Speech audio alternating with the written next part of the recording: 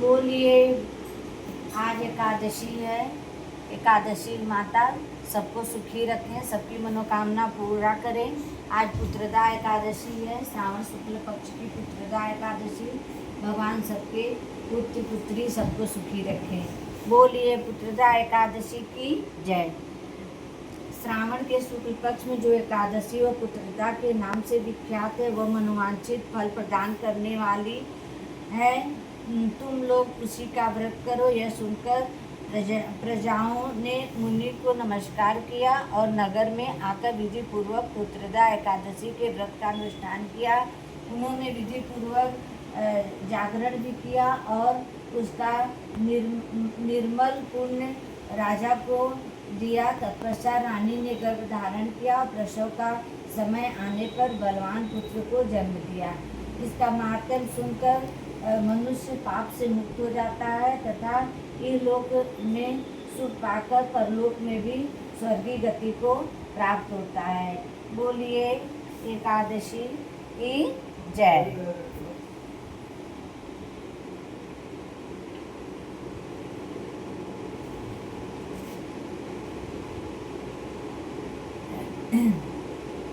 बोलिए एकादशी की जय। युधिष्ठिर, यह तुम्हारे सामने मैंने मधुसूदन श्रावण के शुक्ल पक्ष में किस नाम की एकादशी होती, कृपया मेरे सामने उसका वर्णन कीजिए। भगवान श्री कृष्ण बोले, राजन, प्राचीन काल की बात है। द्वापर युग में प्रारंभ का समय था। महिष्मतीपुर में राजा महिजीत अपने राज्य का पालन करते थे, किंतु उन्हें कोई पुत्र नहीं था, इसलिए वह राज्य उन्हें सुखदायक नहीं प्रतीत होता था। अपनी अवस्था अधिक देख राजा को बड़ी चिंता हुई। उन्होंने प्रजा वर्ग में बैठकर इस प्रकार कहा, प्रजाजनों, इस जन्म में मुझसे कोई पातक नहीं हुआ। मैंने अपने खजाने में अन्याय से कमाया हुआ धन नहीं जमा किया। ब्राह्मणों देवताओं का धन भी मैंने कभी नहीं लिया है। प्रजा का पुत्रवत पालन किया है। धर्म से पृथ्वी पर अधिकार जमाया तथा दुष्टों को वो बंधु और पुत्रों के समान ही क्यों न रहे हो दंड दिया। शिष्ट पुरुषों का सम्मान किया और किसी को द्वेष का पात्र नहीं समझा। फिर क्या कारण है जो मेरे घर में आज तक पुत्र उत्पन्न नहीं हुआ? आप लोग इसका विचार करें। राजा के वचन सुनकर प्रजा और पुरोहितों के साथ ब्राह्मणों ने उनके हित का विचार करके गहन वन में प्रवेश किया। राजा का कल्याण चाहने वाले वे लोग इधर उधर घूमकर ऋषि सेवित आश्रमों की तलाश करने लगे। इतने में उन्हें मुनि श्रेष्ठ लोमस का दर्शन हुआ। लोमस ने धर्म के तत्वज्ञ, संपूर्ण शास्त्रों के विशिष्ट विद्वान, दीर्घायु और महात्मा हैं। उनका शरीर लोमस से भरा हुआ है। वे ब्रह्मा जी के समान तेजस्वी हैं। एक एक कल्प बीतने पर उनके शरीर का एक एक लोम विशीर्ण होता है, टूटकर गिरता है, इसलिए उनका नाम लोमश हुआ। वे महामुनि तीनों कालों की बातें जानते हैं। उन्हें देखकर सब लोगों को बड़ा हर्ष हुआ। उन्हें निकट आया देख लोमस ने पूछा, तुम सब लोग किस लिए यहाँ आए हो? अपने आगमन का कारण बताओ।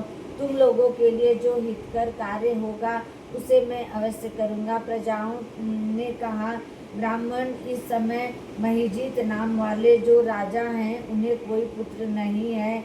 हम लोग उन्हीं की प्रजा का, जिनका उन्होंने पुत्र की भांति पालन किया, उन्हें पुत्रहीन देख उनके दुख से दुखित हो हम तपस्या करने का दृढ़ निश्चय करके यहाँ आए हैं।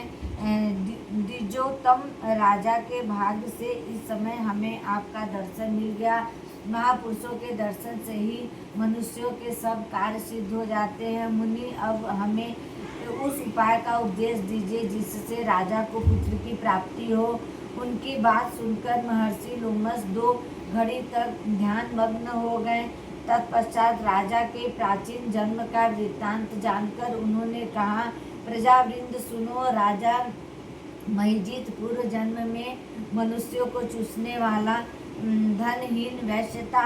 वह वैश्य गांव गांव घूमकर व्यापार किया करता था। एक दिन जेठ के शुक्ल पक्ष में 10वीं तिथि को जब दोपहर का सूर्य तप कर रहा था, वह गांव की सीमा में एक जलाशय पर पहुंचा। पानी से भरी हुई बावली देखकर वैश्य ने वहाँ जल पीने का विचार किया। इतने में वहाँ बछड़े के साथ एक गौ भी आ पहुंची।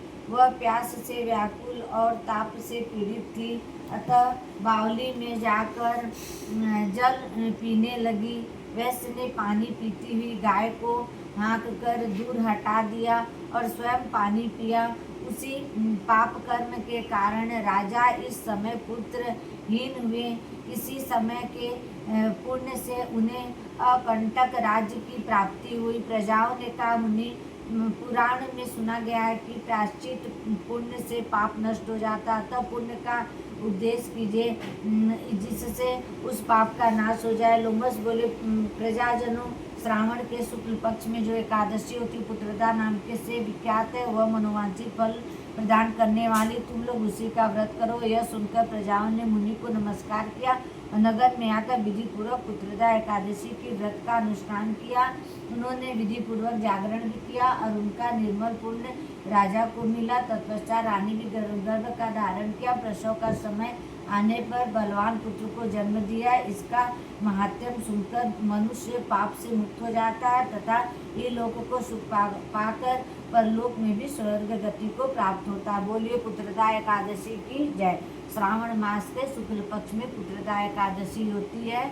जिनके पुत्र न हो व्रत रहे, जिनके पुत्र की लंबी आयु चाहिए हो व्रत रहे, पुत्र पुत्री भगवान सबको सुखी रखे। बोलिए पुत्रदा एकादशी की जय।